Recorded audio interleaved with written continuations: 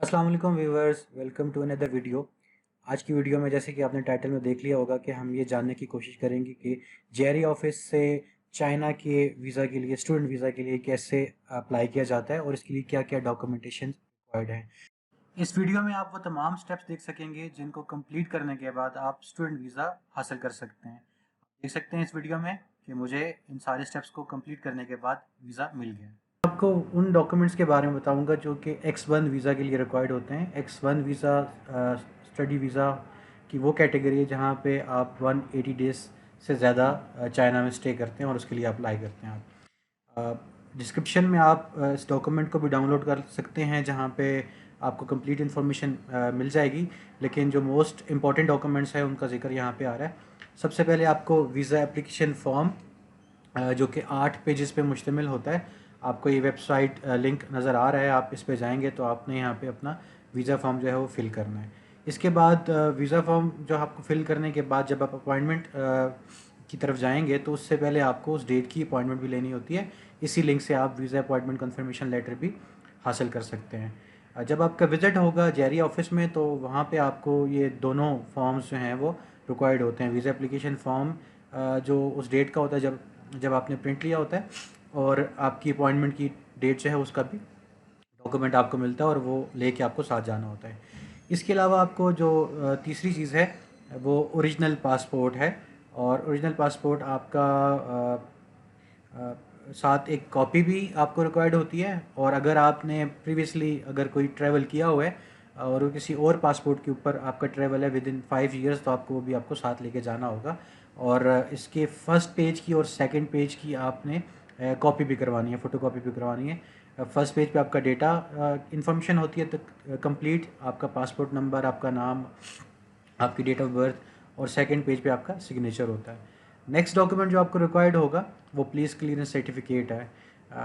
ये याद रखिएगा कि पुलिस क्लियरेंस सर्टिफिकेट आपको मोफा ऑफिस से वेरीफाइड करवाना है, और अगर ये वेरीफाइड नहीं है वहाँ से तो फिर ये एक्सेप्टेबल नहीं होगा।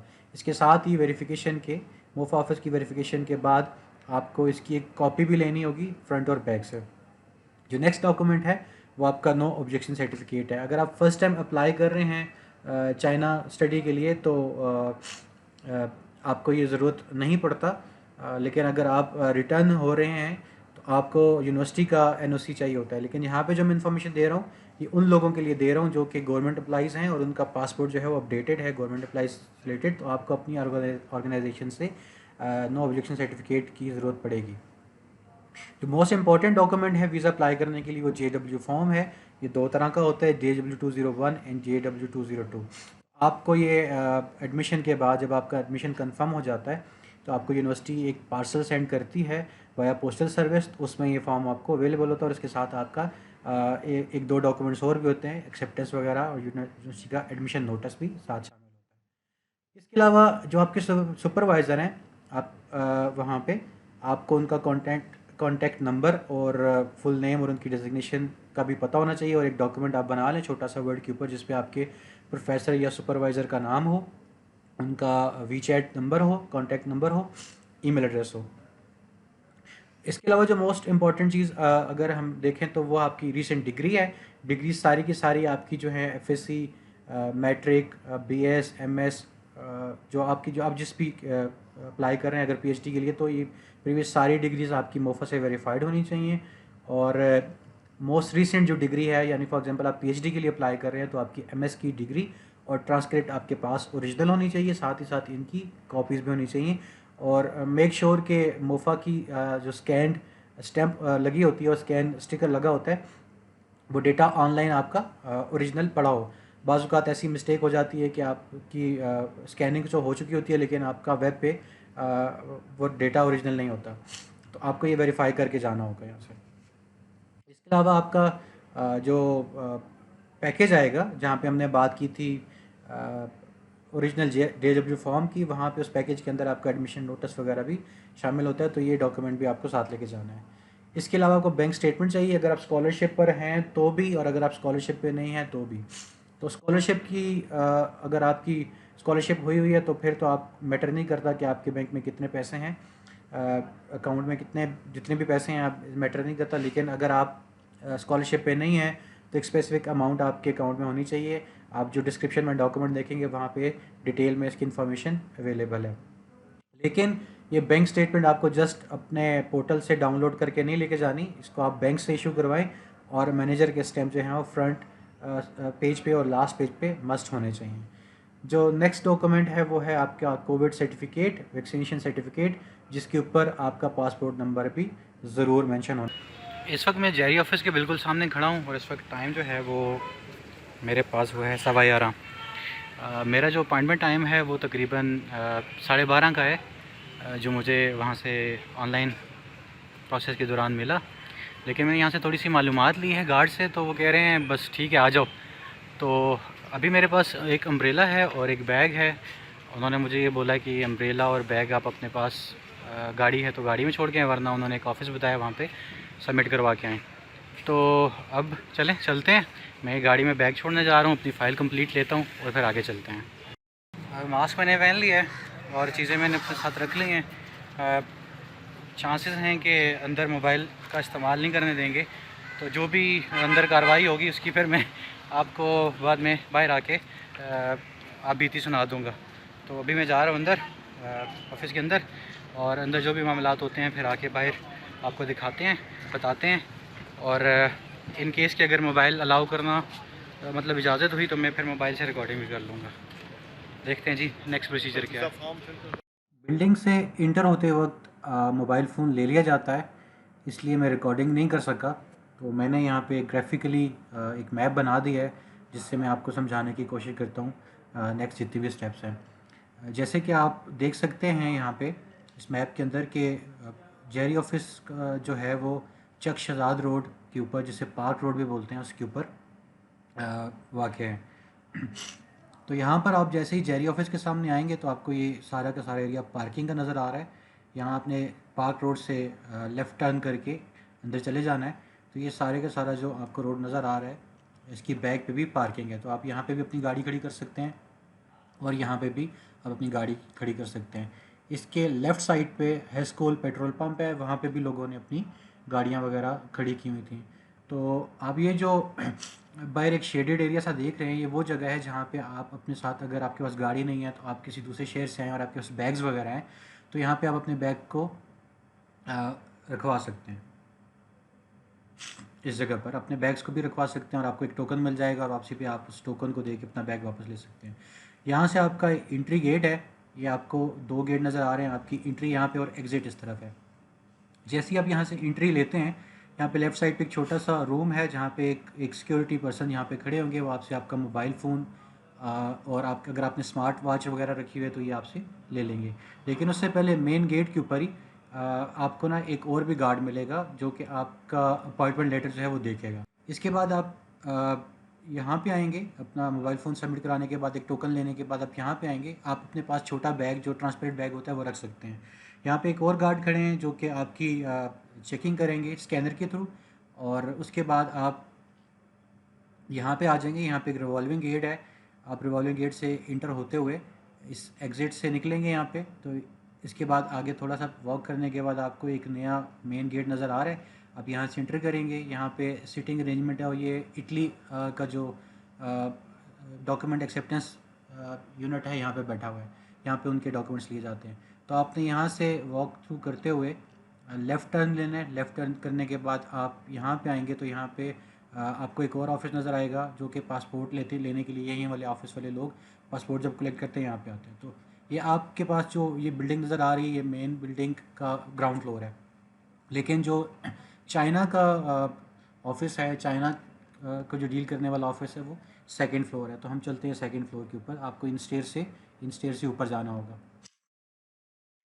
सेकंड फ्लोर पे जब आप आएंगे तो बिल्कुल सीढ़ियों के बिल्कुल सामने ही आपको एक इंट्रेस नज़र आएगी। इसकी इंट्रेस के ऊपर चाइना का डिफरेंट तरह का एक वेलकम सा एनवायरनमेंट बना हुआ है। आप देखते ही आपको पता लग जाएगा कि ये चाइना का जो ऑफिस है, जेरी ऑफिस, वो ये वाला है। यहाँ से आपने इंटर होना है।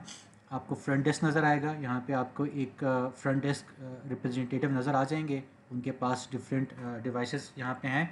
यहाँ पर वो आपसे आपका अपॉइंटमेंट लेटर देखेंगे, आपका एप्लीकेशन फॉर्म देखेंगे, आपकी इसी जगह पे आपकी पासपोर्ट लिया जाएगा और आपकी एक पिक्चर जो कि वाइट बैकग्राउंड के साथ है वो सब डॉक्यूमेंट्स आपसे यहाँ कलेक्ट किए जाएंगे और अपने स्कैनर से उनको वो स्कैन कर लेंगे। स्कैन करने के बाद उनके सिस्टम पे कैमरा लगा हुआ है, आपकी पिक्चर लेंगे और आपको एक स्लिप दे देंगे, टोकन दे देंगे। टोकन लेने के बाद ये आप सीट्स नज़र आ रही हैं आपको, यहाँ पे आपका वेटिंग एरिया, यहाँ पे आपको वेट करना है। इसके यहाँ पे बैग पे फ़ोटोकॉपियर भी है और सिस्टम्स भी यहाँ पे इंस्टॉल हैं। अगर आपको वहाँ पे रन टाइम पे कोई मेल वगैरह देखनी है या फिर कोई कॉपी करना है, कोई डॉक्यूमेंट प्रिंट करना है, तो आपको यहाँ पे फैसिलिटी मिल जाती है, यहाँ पे बैक साइड पे बनी हुई है। अब अपनी टर्न पे यहाँ पे बैठ जाएंगे। ये सामने जो आपको ये बूथ नज़र आ रहे हैं, ये बेसिकली स्क्रीन्स हैं जहाँ पे आपके टोकन नंबर की इन्फॉर्मेशन आ रही होती है। आपके टर्न पे आपकी इन्फॉर्मेशन इस स्क्रीन के ऊपर आ जाती है और आपको इन्फॉर्मेशन दे दी जाती है कि आपका इनमें से कौन से नंबर बूथ पे आपकी एंट्री है। तो जैसे कि मैं जब गया था तो मेरी एंट्री नंबर 5 पे आई थी कुछ देर के बाद, तो यहाँ पे इन्फॉर्मेशन आ गई थी, मैं एंट्री के बाद यहाँ पे 5 नंबर पे आ गया था। यहाँ पे कंप्लीट डॉक्यूमेंटेशन देखी जाती है आपकी, जिनकी अभी हमने प्रीवियसली डिस्कशन कर ली है।